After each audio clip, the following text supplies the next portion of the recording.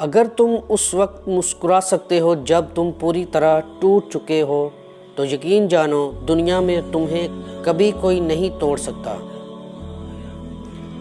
اچھے لوگوں کا تمہاری زندگی میں آنا تمہاری قسمت ہوتی ہے اور انہیں سنبھال کر رکھنا تمہارا ہنر۔ لوگوں سے یاد کرنے کا شکوہ مت کر، کیونکہ جو انسان اپنے رب کو بھول سکتا ہے وہ سب کو بھول سکتا ہے۔ دوست کے ساتھ اس نمک کی طرح رہو جو کھانے میں دکھائی نہیں دیتا، لیکن اگر نہ ہو تو اس کی کمی بہت محسوس ہوتی ہے۔ دوستی کا بھرم صرف وہ لوگ رکھ سکتے ہیں جن کے وجود میں سمندر جتنا دل ہو۔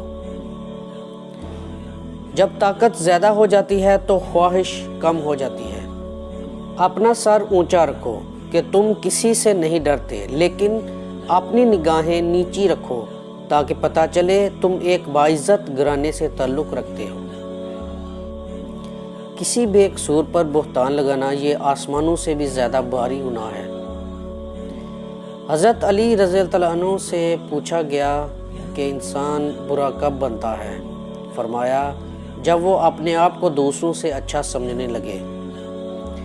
ہمیشہ چھوٹی چھوٹی خوشیوں کا استقبال کیا کرو، کیونکہ انہی کے پیچھے محبتوں کا سیلاب ہوتا ہے۔ جس انسان کی جان نکل جائے تو وہ زندہ نہیں رہتا، اور جس انسان سے احساس نکل جائے تو پھر وہ انسان ہی نہیں رہتا۔ جو تمہیں خوشی میں یاد آئے سمجھو تم اس سے محبت کرتے ہو، اور جو تمہیں غم میں یاد آئے تو سمجھو وہ تم سے محبت کرتا ہے۔ انسان زندگی میں مایوس ہو تو کامیابی بھی ناکامی نظر آتی ہے۔ مشکل وقت آ جائے تو کسی کا احسان مت لو، کیونکہ مشکل وقت 4 دن کا اور احسان زندگی بھر کا ہوتا ہے۔ صرف 2 لوگ مقدر والے ہوتے ہیں، ایک وہ جنہیں وفادار دوست ملتا ہے، اور دوسرا وہ جن کے ساتھ ماں کی دعائیں ہوتی ہیں۔ کبھی تم دوسروں کے لیے دل سے دعا مانگ کر دیکھو، تمہیں اپنے لیے دعا مانگنے کی ضرورت نہیں پڑے گی۔